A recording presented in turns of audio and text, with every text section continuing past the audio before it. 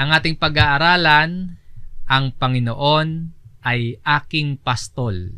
Mula po sa Aklat ng Mga Awit sa chapter 23, sa verse 1 hanggang verse 3. Ang Panginoong Diyos bilang pastol at si Haring David bilang tupa. Kung oobserbahan po natin ang tupa, masasabi nating isa sa pinakamahinang hayop. Madali siyang mailigaw, madaling masaktan, at kadalasan wala siyang kakayahan na ipagtanggol yung kanyang sarili. Ganon din tayo bilang mga tao. Pagkaminsan madali din tayong madapa, madali tayong magkamali, madali din tayong mawala sa tamang landas kapag wala ang paggabay sa atin ng Diyos. Ang buhay po na walang gabay ng Diyos ay buhay na mahirap at buhay na delikado. Para tayong bumabiyahe o naglalakbay sa isang lugar na hindi tayo pamilyar, hindi natin kabisado. Kapag walang mapa o GPS, siguradong maliligaw tayo.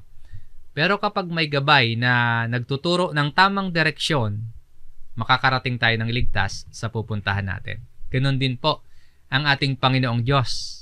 Siya ang ating pastol na gumagabay sa atin, pastol na nag-iingat sa atin, at sa atin namang pagpapasakop at pagtitiwala sa ating pastol, aakayin niya tayo sa tamang landas at dadalhin niya tayo sa tamang at ligtas na lugar. Ang version po pala ng Biblia na ating gagamitin ay sa Tagalog po ang Bagong ang Biblia at sa English, New King James Version. Ang layunin ng ating aralin, mapaalalahanan pa ang bawat isa sa atin kung gaano kalaki ang pangangailangan natin sa Panginoon bilang tayo po ay mga tupa. Na kahit sino man tayo ngayon, anuman ang iyong narating, anuman ang nais mo pang tunguhin, ang makita nating lahat na kailangan natin ng magpapastol sa atin.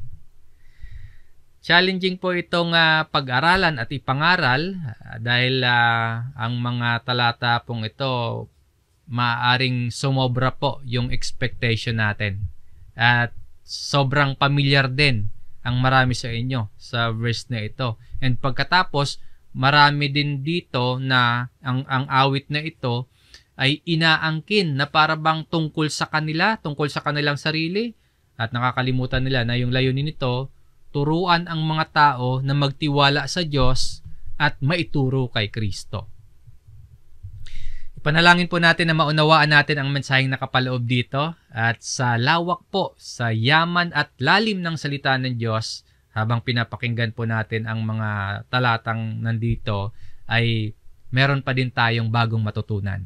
Na habang pinagbubulay-bulayan natin ay makita natin na kung paanong itong Psalms chapter 23 ay nakakonekta sa gawa ng Diyos sa buhay ni David at sa buhay ng mga Israelita sa lumang tipan.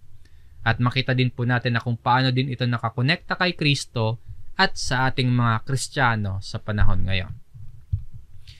Ang Psalms chapter 23 po ay awit ni Haring David para sa Panginoon at tungkol sa Panginoon bilang pastol, bilang gabay at tagapagligtas ng kanyang buhay. Makikita din natin dito na si David sa panahong ito bilang hari, bilang namumuno sa kanyang bayan, sa ganong kalagayan ay isa pa din siyang tupa. Tupa na nasa ilalim ng pamamahala at nasa ilalim ng pangangalaga ng Panginoong Diyos. Ito ay awit ni David na nagpapahayag ng kanyang pagtitiwala sa Diyos. At awit ni David na nagtuturo or nakaturo din kay Kristo. Dahil sinabi mismo ng Panginoong Hesus sa Bagong Tipan o sa Lucas chapter 24, sa verse 44 na sinasabi doon, kailangang matupad ang lahat ng mga bagay na nakasulat tungkol sa akin, tungkol kay Jesus. Nakasulat sa kautusan ni Moises, nakasulat sa mga propeta, at sa mga awit. So, si David po ay nagsasalita tungkol kay Kristo. Hindi lang bilang si David ay isang hari, kundi bilang isang propeta. At sa pag-aaral natin ng tatlong talata na ito, itong verse 1 hanggang 3, sagutin po natin yung tatlong tanong. Una, sino ang aking pastol? Kalawa, ano ang ginagawa ng aking pastol para sa akin? At ikatlo, paano ako makatitiyak na ito nga ay gagawin ng aking pastol para sa akin? Ito na din po ang puntong iisa-isahin natin, itong tatlo na ito, sa ating pag-aaral ngayon. Una, sino ang aking pastol? Malinaw po ang sagot na mababasa natin sa verse 1 dito sa Psalms chapter 23. Ang Panginoon ay aking pastol, hindi ako magkukulang. At ito nga po ay awit ni David bilang siya ay mananampalataya at lingkod ng Diyos. No? Isang awit na naglalarawan ng kanyang tiwala, ng kapanatagan, at kasapatan dahil po sa pagkakaroon ng relasyon o ugnayan ni David sa Diyos.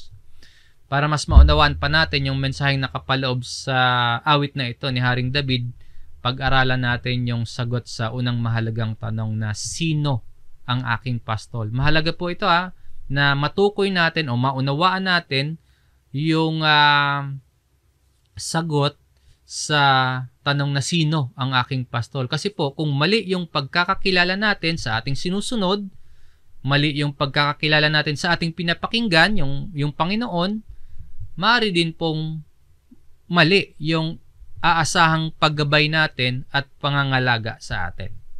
So, sabi po dito, ang Panginoon. The Lord, no? Ito po yung pinakamahalagang salita dito. Naka-capital letter lahat. Sa Hebrew word po ng Panginoon o Lord ay Jehovah. Sa Revised Tagalog Popular Version ng talatang ito, Yahweh ang pagkakasalin. Ang tinutukoy po diyan, pangalan ng Diyos. So, ang tiwala ni David, kung ito po ay awit ni David ng pagtitiwala niya sa Diyos, yung tiwala ni David sa kanyang kalagayan sa buhay, nakakabit po sa pagkakakilanlan kung sino ang kanyang pastol. Sino ang kanyang pastol? Ang Panginoon, si Yahweh. Mas linawin pa natin yung tinutukoy ditong Lord o Yahweh. Ito po ang pangalang ipinakilala ng Diyos sa Israel. Basahin po natin itong Deuteronomy chapter 6 dito sa verse 4. Pakinggan mo, O Israel, ang Panginoon nating Diyos ay iisang Panginoon. Hear, O Israel, the Lord our God, the Lord is one.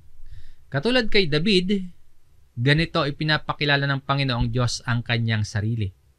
Sa Revised Tagalog Popular Version, pakinggan mo, O Israel, si Yahweh, na ating Diyos, ang tanging Yahweh.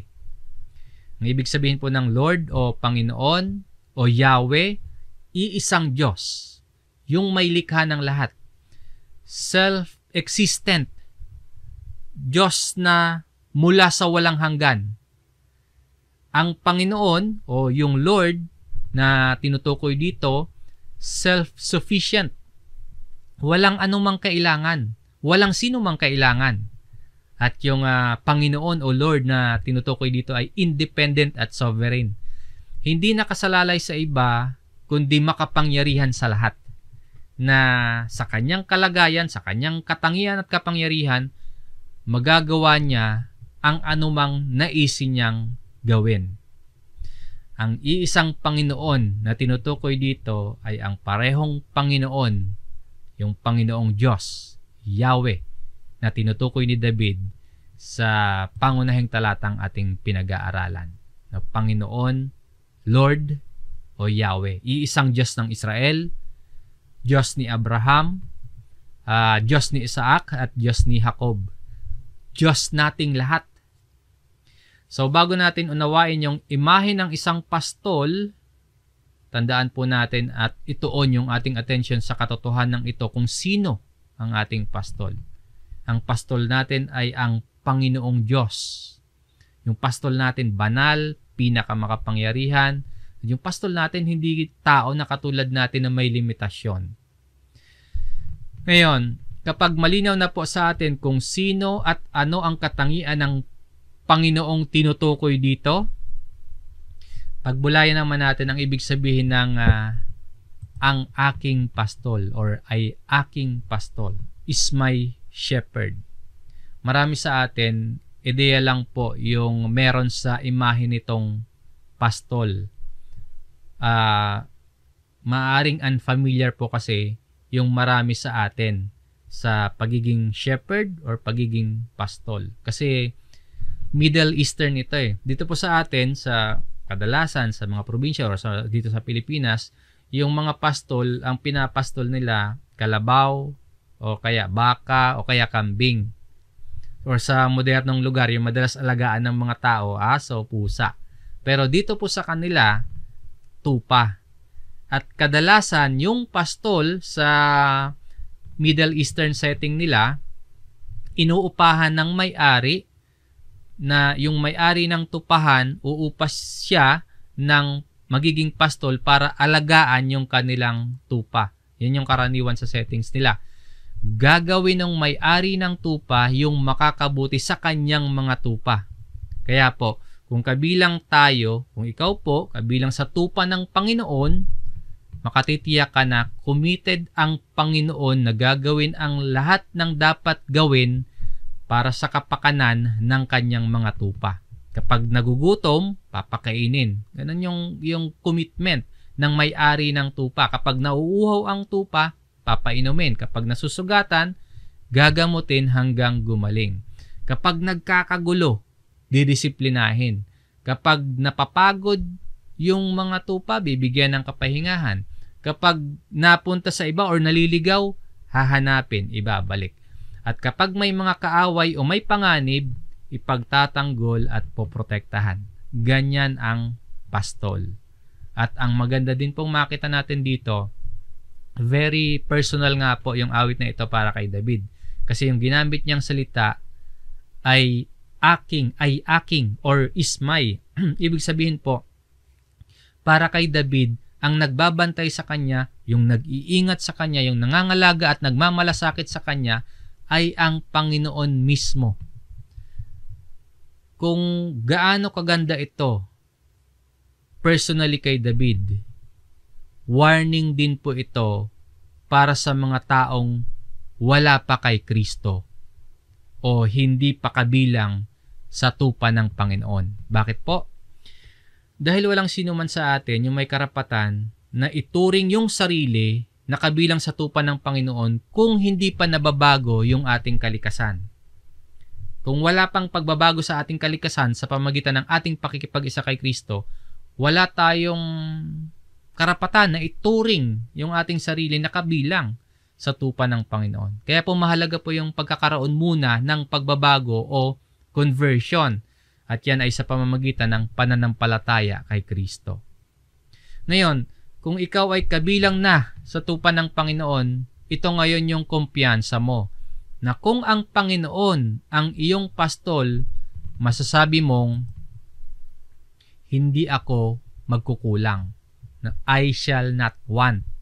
Hindi ibig sabihin na wala ka ng ibang desires or wala ka ng ibang nanaisin pa, kundi ang ibig sabihin po, wala nang kulang sa'yo na ang lahat ng kailangan mo, ibibigay ng iyong pastol. Take note po, no? Sa ibibigay. Ang ibibigay, hindi lahat ng gusto mo. Hindi lahat ng sa tingin mo makakapagpasaya sa'yo. Hindi lahat ng hinihiling mo sa Panginoon ibibigay sa'yo. Hindi lahat ng meron yung ibang tao na gusto mo ring magkaroon. Hindi lahat ng pinapangarap mo at hindi lahat ng inaasahan mo ang ibibigay. Kundi ang ibibigay po, lahat ng kailangan mo. Kapag nasa iyo na ang lahat ng kailangan mo, wala ka nang kulang. Wala ka nang nanaisin pang iba. Alam po ng Panginoon kung ano ang kailangan natin. Kahit pa sa mga bagay na hindi niya ibinibigay at kung bakit niya hindi ibinibigay, mas alam niya po kung ano yung nakakabuti sa atin. Na kaya pala, wala tayo ng mga bagay na wala tayo kasi yun ang kailangan natin. Wala tayo ng bagay na yun. Na kaya pala, itong mga bagay na meron tayo, ay ito yung meron tayo kasi ito yung kailangan talaga natin. Itinuturo sa atin ang awit na ito ni David na dahil ang Panginoon ang ating pastol, hindi tayo magkukulang. Sa lahat ng ating pangangailangan, hindi tayo magkukulang sa pangkasalukuyan, sa kinabukasan hanggang sa hinaharap. Napakaganda po ng kalagayan ng pagiging tupa ng Panginoon na ang lahat ng mga bagay na kailangan ng ating katawan at mga bagay na kailangan ng ating kaluluwa ay ipagkakaloob niya. Na anumang bagay ang maranasan at pagdaanan natin, mabuti man yan o masama man yan, kayang gamitin ng Panginoon para sa tunay na ikabubuti ng kalagayan natin. Bakit po? Dahil ang Panginoon Diyos ang ating pastol. Ngayon po na mas at nauunawaan natin kung sino itong ating pastol, dumako naman tayo sa susunod na tanong. Ano ang ginagawa ng aking pastol para sa akin? Nasa verse 2 at verse 3 ang sagot. At muli po, isipin natin yung imahe, yung Middle Eastern na imahe ng isang pastol na nag-aalaga ng kanyang mga tupa. Sa verse 2 at verse 3, makikita natin na ang pastol ang gumagawa ng lahat at ang tupa tumatanggap lamang. Kung ano ang ibinibigay, tinatanggap natin. Kung saan tayo dinadala, susunod tayo. Pagpapaalala na bilang mga tupa, wala tayong kakayahan na gawin o kakayahang ibigay yung kailangan natin. Na bilang mga tupa, tayo po ay lubos na umaasa talaga sa ating pastol. Ngayon, ano ang ginagawa ng aking pastol para sa akin? Meron tayong mababasang 4 na pagkilos. Una, ito yung nakasulat sa verse 2, pinahihiga niya ako sa luntiang pastulan. Sa Revised Tagalog Popular Version, pinapahimlay. Hindi ito sapilitan o pinipilit na mahiga. Ang imahe po dito, kung isa kang tupa sa isang lugar o lupa na tuyo, lupa na maalikabok o kaya mabuhangin, yung ganitong lugar, yung green pastures, isang lugar na damuhan, maberde, maraming dahon, lugar yan na attractive o kaya lugar na kaaya-aya para sa atin. Pinahihiga or pinahihimlay, maring ang isang ibig din niyang sabihin ay pinapanatag. At ang kalagayan dito, hindi hinanap ng tupa yung luntiang pastulan. Hindi pinagtrabahuhan, hindi hinanap ng tupa itong green pastures, kundi dinala ng pastol ang mga tupa sa lugar na ito para makakain, para mabusog, at makapagpahinga. Meaning po, ang Panginoong Diyos ang nagbibigay ng pisikal at espiritual na pangangailangan ng mga tupa na nagtitiwala sa Kanya. Kung tunay nga po tayo ng mga tupa ng Panginoon, bakit ba pagka minsan nababalisa tayo? Sinabi nga mismo ng Panginoong Hesus, huwag tayong mabalisa. Bakit po? Dahil alam ng Ama yung mga bagay na kailangan natin. Ngayon, bilang isang tupa, lalapit ka ba sa tunay na pastol o maghahanap ka pa ng iba? Mag-check ulit tayo. Bakit tayo kaya pagka minsan nababalisa?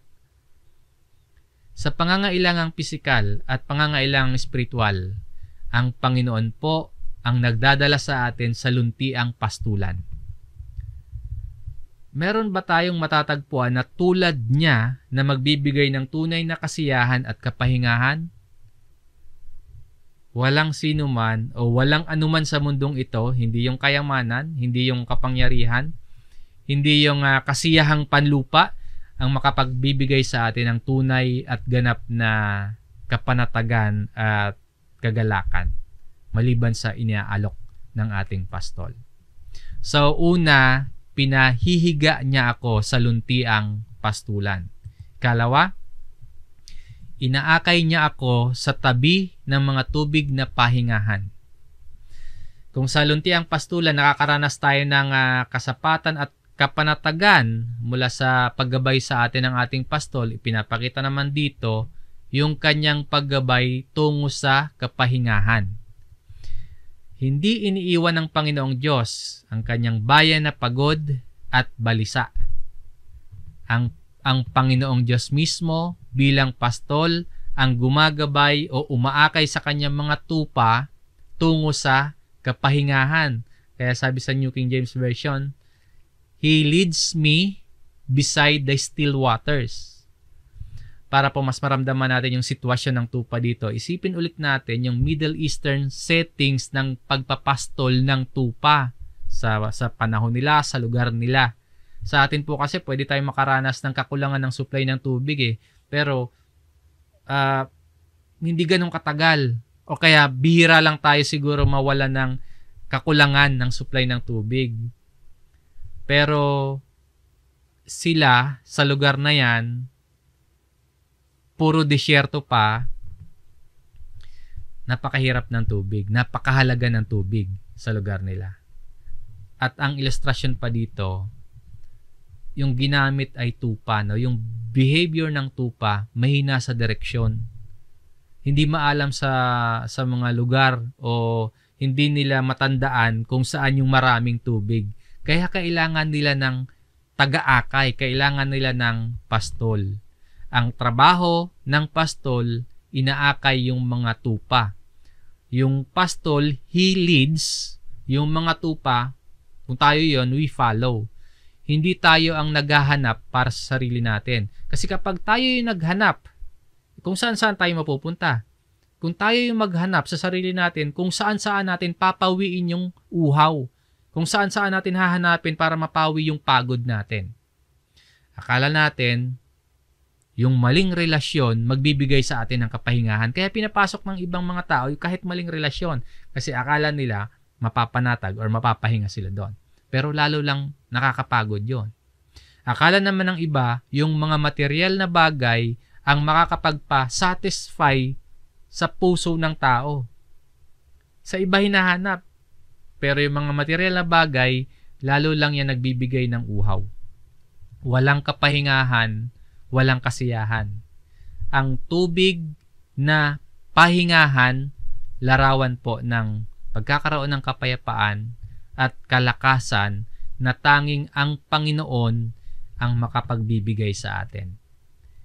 Yung kapahingahan po, huwag nating hanapin sa iba. O huwag tayong maghanap ng iba. Number 3 na ginagawa ng pastol, sa verse 3, pinanunumbalik niya ang aking kaluluwa. Sa Revised Tagalog Popular Version, pinapanumbalik ang aking kalakasan. Kumbaga nga po sa tupa, parang nanghihina at napapagod na tupa pero muling lumalakas dahil sa tulong ng pastol. At bukod dyan, may makikita pa tayong mas malalim or mas higit pa na ibig sabihin. No? Kasi sa New King James Version, He restores my soul. Hindi lamang ito tungkol sa katawan na nanghihina, kundi isang kaluluwa na naligaw o napalayo pero muling ibinabalik sa tamang landas, pinanunumbalik. Isang tupa na naligaw at nalayo, pinanunumbalik. Ang Panginoon bilang pastol, siya mismo ang kumikilos para maibalik tayo. Yung pagpapanumbalik ng kaluluwa, hindi kilos o hindi gawa ng isang tupa, kundi gawa ito ng isang mahabagin at gawa ng isang mapagmalasakit na pastol. Yung nagmamalasakit at nahahabag na pastol sa kanyang mga tupa, pagkilos ito ng pastol. Yung ating pastol ang kumikilos para maibalik tayo mula sa ating pagkakamali o sa pagkalayo maging sa ating kahinaan. Ngayon, paano ba ang aplikasyon nito sa atin ngayon? Kung ito ay pagkilos ng mahabagin at mapagmalasakit na pastol, paano ngayon pinanunumbalik ng pastol yung ating kaluluwa? Basahin natin itong Psalms chapter 19 sa verse 7. Ang kautusan ng Panginoon ay sakdal na nagpapanauli ng kaluluwa. Ang patotoo ng Panginoon ay tiyak na nagpapatalino sa kulang sa kaalaman. The law of the Lord is perfect. Ang salita ng Diyos, walang bahid ng pagkakamali. Perfect, kompleto, sakdal, ganap. Dahil dito, kaya nitong gawin o kaya ng salita ng Diyos na pawiin yung pagod ng ating puso at isipan. Kaya nitong mapanauli yung ating kaluluwa. Itong kautusan ng Panginoon. Converting the soul. May kaugnayan po o connection sa He restores my soul. Doon sa sulat ni David sa chapter 23, iisa yung diwa. Ang Panginoon mismo ang nagpapanauli ng kaluluwa. Sa talatang ito, pinapakita kung paano ginagawa ng Diyos ang panunumbalik. Ito ay sa pamamagitan ng kautusan, pamamagitan ng salita na perfect, salita na sakdal. Kung ang tupa na napagod at naligaw at walang kakayahang manumbalik, yung pastol mismo ang kumikilos para maibalik yung mga tupa na yon sa tamang landas. Ganon din po yan sa atin. Kung yung ating kaluluwa ay napapagod o nanghihina dahil sa kasalanan, ang Panginoon ang kikilos para ma-convert o mapanauli yung ating kaluluwa. At ito po ay sa pamamagitan ng kanyang salita, sa pamamagitan ng kautusan o law. Ang Panginoon ang nagbabalik ng ating lakas, ang nagre-restore at nagtutuwid sa ating landas. Kapag tayo ay napapagod o pinanghihinaan, huwag tayong umasa sa ating sariling karunungan, kundi umasa tayo sa salita ng Diyos. Salita na mararanasan natin yung paggabay at pagpapanumbalik ng Ama. Ang kaugnayan po nitong Psalms chapter 19 verse 7 sa main verse na ating pinag-aaralan ay pinapanumbalik ng Panginoon yung ating kaluluwa. At yan ay sa pamamagitan ng sakdal na salita ng Panginoong Diyos. Kung ang isang literal po na tupa muling lumalakas dahil sa pagkain, muling lumalakas dahil sa pag-aalaga ng pastol, yung literal na tupa po tayo naman ay muling napapanumbalik sa pamamagitan ng pagkain ng salita ng Diyos. Yung ating kaluluwa ay napapanumbalik.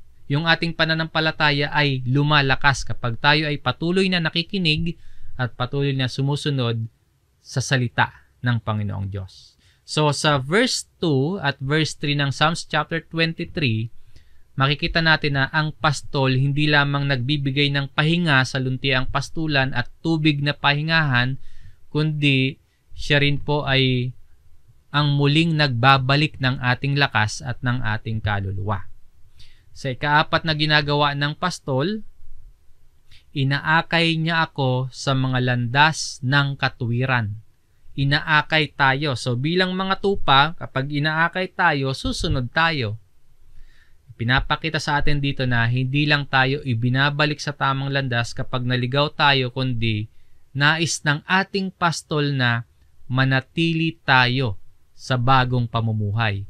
He leads me in the paths of righteousness. Yung landas o path, ito po yung daang tinatahak ng pastol. Yung landas na tinatahak ng pastol, siya rin pong daang sinusundan ng mga tupa. Landas ng katwiran. So, yan yung klase ng landas, no?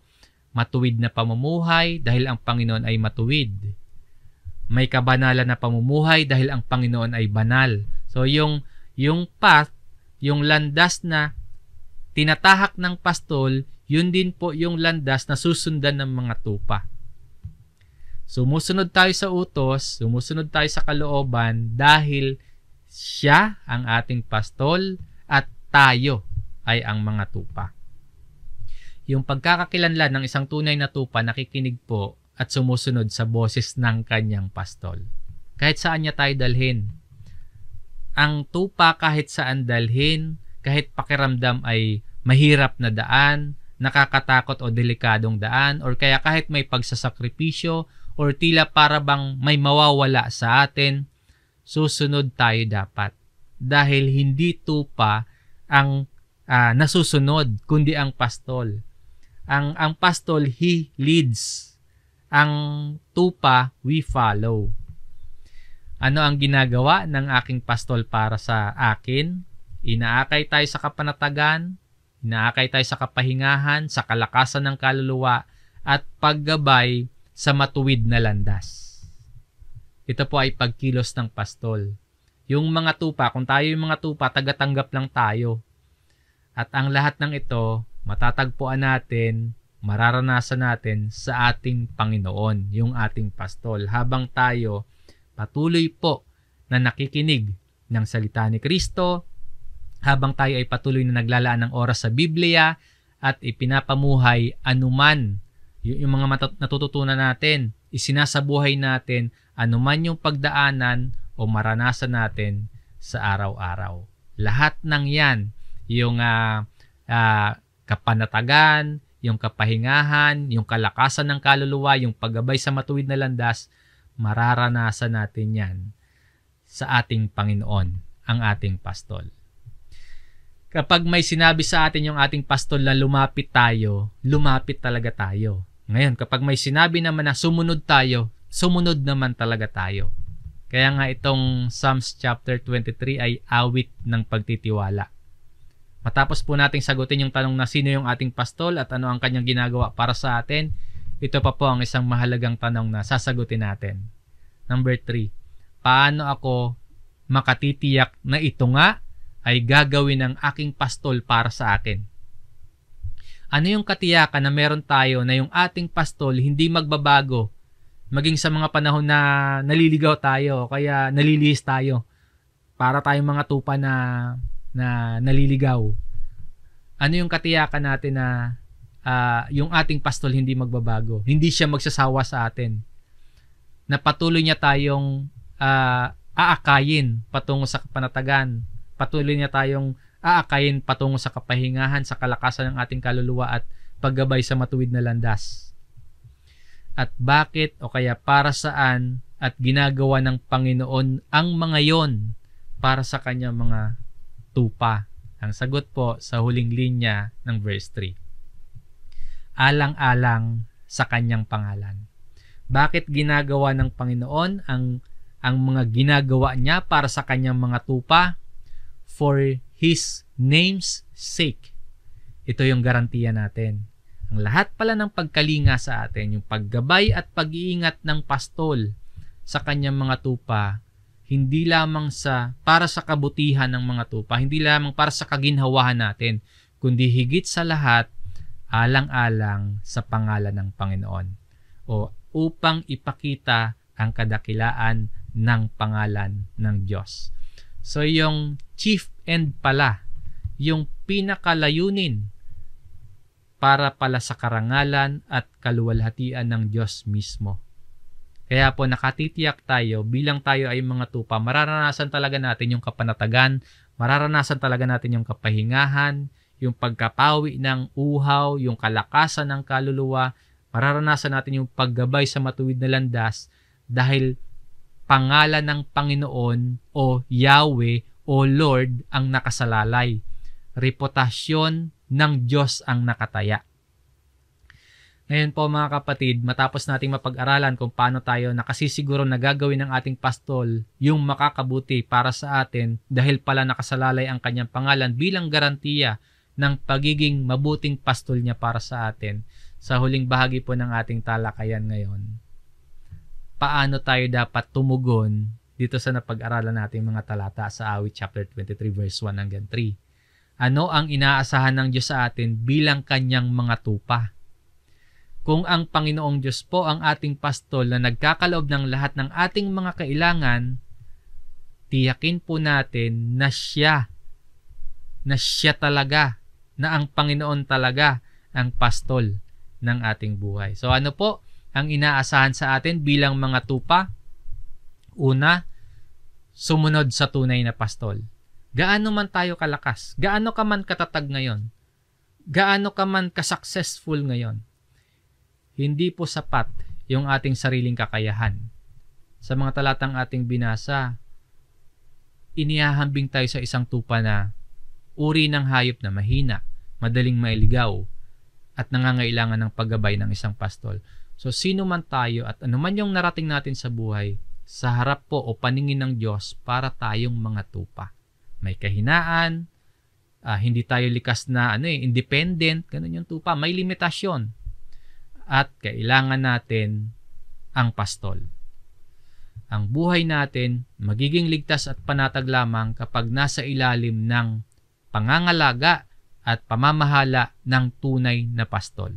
So, sumunod sa tunay na pastol. Kalawa, manatiling tupa. Si David po, na hari ng Israel, yung bilang hari ng Israel, lalo sa panahon nila, mayaman, makapangyarihan, matagumpay, pero sa David, umaawit na siya po ay tupa ng Panginoon. Ipinapakita nito na walang sino man ang exempted, maging hari man, maging mayaman man, maging marurunong man o kaya makapangyarihan, lahat ay mga tupa. Lahat tayo bilang mga tupa ay nangangailangan ng pastol. Para sa mga tupa, manatiling tagasunod sa tinig, sa boses ng tunay na pastol. Tulungan po natin yung bawat isa na lumalim ang pagtitiwala sa ating pastol. Bilang isang iglesia, balik natin yung mga naliligaw. Bilang isang iglesia, tulungan yung bawat isa na kumapit ng mas mahigpit sa ating pastol. Paalalahanan natin ang bawat isa na ang Panginoon ang ating kailangan. At kung hindi pa tayo bahagi ng tupa ng Panginoon, huwag nating palampasin yung mensaheng ito na hindi tayo mapabilang sa mga tupa ng Panginoon. Delikado po ang kalagayan kapag hindi tayo bahagi ng tupa ng Panginoon. Mga kapatid, malinaw po na hindi ligtas ang kalagayan kapag wala tayo sa tunay na pastol. Pero ang mabuting balita, hindi tayo iniwan ng Diyos na walang pastol.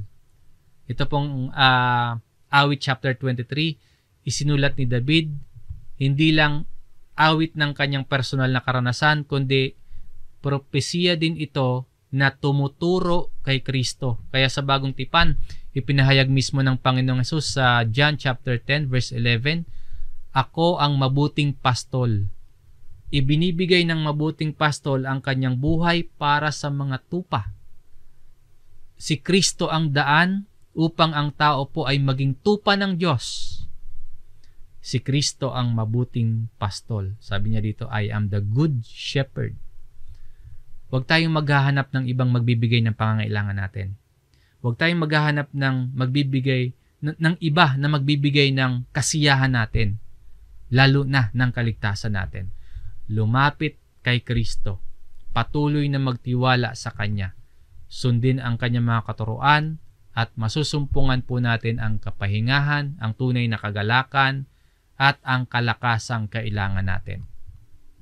Kung hindi pa natin tinatanggap si Jesus bilang mabuting pastol, tayo po ay nananatiling parang mga tupang ligaw. Ngunit kung lalapit tayo kay Kristo na ibinigay ang kanyang buhay para sa kanyang mga tupa, sabi dito, the good shepherd gives his life for the sheep. Kung lalapit tayo kay Kristo sa pamamagitan ng pananampalataya, tayo po ay tatanggapin, tayo po ay iingatan, tayo po ay papakainin, papahingahin, papawiin ang uhaw, panunumbalikin at itutuwid ng Diyos Ama. So isuko po natin ang ating buhay at magtiwala kay Jesus. Nang sa gayon, mapabilang tayo sa mga tupa ng Panginoon. At sa pagiging tupa, yun nga, mararanasan natin ang kapanatagan, ang kalakasan, ang kapahingahan, maging yung landas ng katuwiran sa buhay na ito hanggang sa muling pagparito ng Panginoong Hesus. Mga kapatid, kung si Jesus ang mabuting pastol na nagbigay ng kanyang sariling buhay para sa atin, so paano tayo tutugon? Hindi sapat na marinig lang natin ang kanyang tinig. Hindi sapat na mabalitaan natin yung tungkol sa Panginoon, yung tungkol sa mabuting pastol. Kailangan natin siyang sampalatayanan at sundin araw-araw.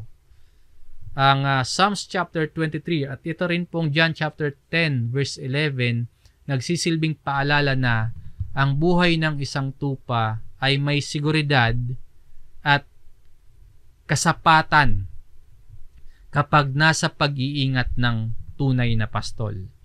Ngayon ang tanong, tayo ba ay tunay namang sumusunod sa tinig ng ating pastol? O baka naman nakikinig pa rin tayo sa ibang mga tinig sa mundong ito? Ang Psalms chapter 23 verse 1 to 3 ay nagpapaalala sa atin na ang Diyos Ama lamang sa pamamagitan ni Kristo Jesus na ating mabuting pastol ang makapagbibigay sa atin ng tunay na katiyakan, yung tunay na kapahingahan at kaligtasan. At tulad ng tupa na walang kakayahan, kung sarili lang niya yung aasahan, tayo rin po ay walang magagawa kung hiwalay tayo sa Panginoon. Ang Panginoon ang ating pastol. Siya ang magbibigay ng lahat ng ating pangangailangan. Siya ang nagdadala sa atin sa luntiang pastulan at tubig ng kapahingahan. Ang Panginoon ang pinagmumulan ng tunay na kasiyahan at kapahingahan. Siya yung nagbabalik o nagpapanumbalik ng ating kaluluwa. Pinapanumbalik yung ating lakas at iniaahon tayo sa pagkaligaw. Nire-redirect tayo pabalik sa kanyang landas. Lahat ng yan, pagkilos ng Panginoon alang-alang sa kanyang pangalan. Hindi dahil sa sa kung sino tayo. Hindi dahil sa kung mabuti ba tayong tao, kundi dahil ang Panginoon ay mabuting pastol. Kaya bilang mga tupa, tiyakin natin na ang Panginoon nga yung pastol ng ating buhay. Sumunod tayo sa kanyang tinig. Huwag sa ibang tinig na nagdadala o naghahatid papunta sa panganib. Manatili tayong tupa ng Panginoon, ano man yung ating estado sa buhay, mayaman, matagumpay ka man, nasa pagsubok, may kahirapan, bata man tayo, may edad na tayo, lahat tayo nangangailangan ng pastol. And kung may ilan nga po sa atin na hindi pa kabilang sa kawan ng Panginoon, ngayon yung pagkakataon, ngayon yung tamang oras. Huwag mong palampasin yung pagkakataong makilala at tanggapin si Jesus bilang mabuting pastol ng iyong buhay. At ituro ang isa't isa kay Kristo na siyang katuparan ng pagiging pastol ng Panginoon. At tulad ni David, masabi or maawit natin ng may katapatan na ang Panginoon ay aking pastol. Hindi ako magkukulang. Hanggang dito po ang ating aralin mga kapatid. Salamat po sa inyong pagsama at pakikinig. Sa Diyos ang kapurihan at loobin nawa na magkasama-sama tayong muli sa araw ng linggo para sa ating Sunday worship service and sa susunod din na Thursday. Maraming salamat. Tayo po ay muling manalangin.